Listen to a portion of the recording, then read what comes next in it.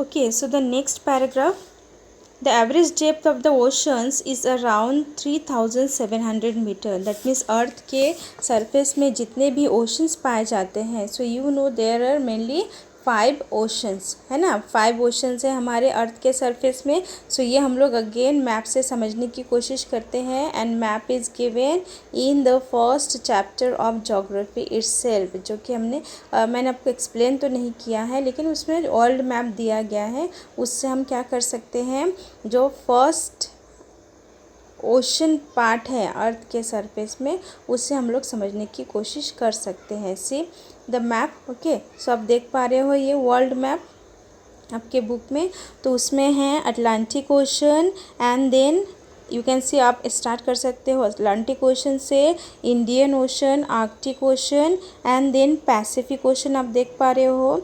And then southern ocean जो है वो अटलांटिक ओशन के नीचे आता है. ठीक है. So Pacific, Atlantic, Arctic, Indian and the southern ocean, ये 5 मेन ओशन है अर्थ के सरफेस में. तो ये जो जितने भी 5 ओशंस हमारे अर्थ के सरफेस में पाए जाते हैं, तो इनका जो एक एवरेज जो डेप्थ है, जब उसे काउंट किया गया तो वो आया 3700 मीटर. ओके. नाउ महासागर की औसत गहराई करीब 3700 मीटर है. And then the ocean bed is also uneven like the land on the continent. That means महासागर का जो नितल है, नितल मीन्स जो ओशन फ्लोर है नीचे, और ओशन के नीचे वाला पार्ट, फ्लोर वाला पार्ट पृथ्वी की तरह ऊंचा नीचा है. दैट मीन्स हमारे अर्थ, जैसा हमारा अर्थ क्या है, एक जैसा नहीं है. कहीं पे आप माउंटेन देखोगे, कहीं पे आप हिल्स देखोगे, कहीं पे आप ये प्लेटूस देखोगे, तो उसी तरीके से ओशन के नीचे वाला पार्ट भी अनइवन है, वहाँ का डिफरेंट डिफरेंट शेप्स पाए जाते हैं. So the ocean floor relief consists of all submerged landforms. The structure of the ocean floor differs from ocean to ocean. That means जितने भी reliefs पाए जाते हैं, तो वो submerged means ओशन के नीचे डूबे हुए लैंडफॉर्म्स हैं. और अर्थ में जो 5 ओशंस पाए जाते हैं, तो हर कोई ओशन के नीचे इस तरीके के स्ट्रक्चर्स बने हैं, लेकिन वो हर ओशन में उनकी हाइट या फिर उनका जो शेप है वो अलग अलग पाया जाता है. We will look at the sequence of land forms and the details of major land forms on the ocean floor as we go away. So we can see that major landforms on the ocean floor as we go away from the coast. The structure of the ocean floor changes.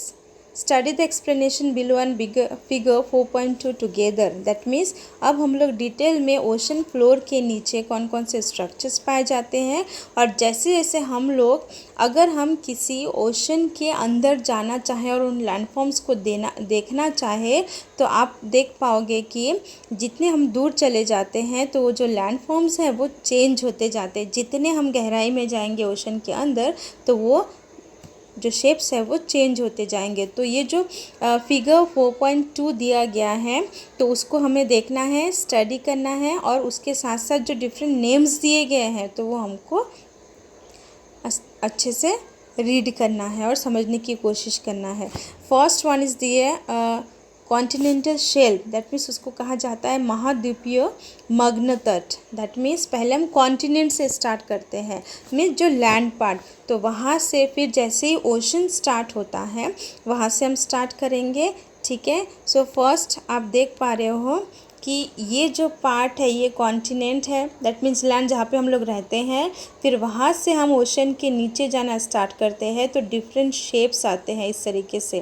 First जो part है उसको कहा जाता है continental shape. Arrow से आपको बताया गया, इस पार्ट को कहा गया कॉन्टिनेंटल शेल्फ. तो ये कॉन्टिनेंटल शेल्फ क्या होता है exactly? The land near the coast and submerged under the sea is called continental shelf. That means continent के पास वाला और coast के पास वाला और जो पानी के अंदर, सी के अंदर डूबा हुआ है, उसको continental shelf या फिर महाद्वीपीय मग्न तट कहा जाता है. This is the shallowest part of the ocean bed. It is also called submerged coastland. Its slope is gentle. इसको ये shallowest part है. shallowest part में सबसे उथला, सबसे कम पानी के अंदर डूबा हुआ ये पार्ट है।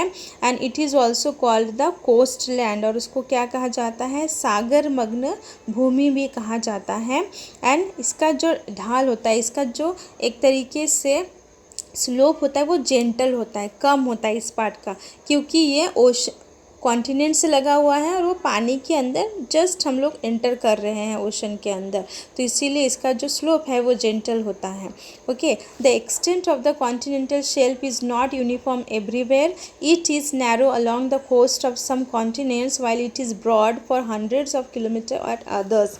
तो इसमें कहा गया है कि कॉन्टिनेंटल शेप का जो एक यूनिफॉर्मिटी नहीं है हर कई पार्ट में अर्थ के, कहीं पे बहुत ज़्यादा वो नैरो है, पतला है, कहीं पे बहुत ब्रॉड पाया जाता है। Okay, its depth is up to 200 metres below the sea level, और ये क्या है, सी लेवल से, सी से 200 मीटर तक इसका जो डेप्थ है वो पाया जाता है। Okay, so may be you have understood continental shelf या फिर महाद्वीपीय मग्न तट। Okay, the continental shelf is very important from the point of view of humans, that means हम इंसानों के लिए जो कॉन्टिनेंटल शेल्फ पार्ट है बहुत इम्पॉर्टेंट है। तो वो क्यों है, ये क्वेश्चन पूछा जाता है कि सभी जितने भी ओशन के अंदर पाए जाने वाले स्ट्रक्चर्स है उसमें से कॉन्टिनेंटल शेल्फ हम इंसानों के लिए इम्पॉर्टेंट क्यों है। Because extensive fishing grounds are found in the continental shelf, जो हम लोग फिशिंग करते हैं, जो फ़िश पाए जाते हैं वो इसी पार्ट में पाए जाते हैं, और हमारा जो फ़िशिंग ऑक्यूपेशन है इसी पार्ट से डेवलप होता है, क्योंकि इसके बाद अगर हम जाएंगे तो जो ओशन है वो गहरा होता जाएगा, पानी गहरा होता जाएगा, वहाँ पे फ़िशिंग करना पॉसिबल नहीं है। एज वेल एज इस पार्ट में सनलाइट बहुत ज़्यादा होने के कारण यहाँ पे फ़िश के खाने के लिए जो चीज़ें हैं, जैसे अलगी है जिसको काया कहा जाता है, प्लावक कहा जाता है हिंदी में, प्लैंकटन है, वो सारी चीज़ें जो फ़िश खाते हैं वो यहाँ पर बनते हैं, क्योंकि यहाँ पे सनलाइट बहुत ज़्यादा रहता है comparison to other part of the ocean floor. This is food for fish, natural gas, mineral oil and various minerals can be obtain by mining in the continental shelf as well as, क्योंकि इस part में phishing बहुत अच्छे से किया जा सकता है, एज वेल एज इस पार्ट में माइनिंग भी किया जाता है जिससे हमको पेट्रोलियम मिलता है, मिनरल्स मिलते हैं। दैट मीन्स यहाँ पे माइंस भी बनाया जा सकता है और वहाँ से मिनरल्स निकाले जा सकते हैं। For example, Mumbai high located on the continental shelf of the Arabian sea, it is a source from where we obtain mineral oil and natural gas. तो एक एग्जाम्पल दिया गया है कि जो मुंबई है, तो मुंबई के पास अरेबियन सी है, मुंबई अरेबियन सी के साइड में है, तो अरेबियन सी का जो कॉन्टिनेंटल शेल्फ है वहाँ पे जो है वो माइंस बनाए गए और वहाँ से हम मिनरल्स निकाला जाता है, और हम मिनरल्स एंड नेचुरल गैस जो हम अपने सिलेंडर में यूज़ करते हैं तो उससे हम यूज़ कर रहे हैं, वो बहुत इम्पॉर्टेंट है। इसीलिए कॉन्टिनेंटल शेल्फ हम इंसानों के लिए बहुत इम्पॉर्टेंट प्लेस है। Okay, so hope you understood the continental shelf और महाद्वीपीय मग्न तट। सो 8th ई के स्टूडेंट्स के लिए मैंने देखो कोशिश की है हिंदी में भी समझाने के लिए, जो टर्म्स है उनको भी मैंने हिंदी में कहा है। आपको मैं जो पार्ट मैंने एक्सप्लेन किया है उसका फ़ोटो मैं आपको भेज दूँगी, आप एक बार और अच्छे से रीड कर लेना तो आपको इजीली समझ में आ जाएगा। Okay, so see you in the next class.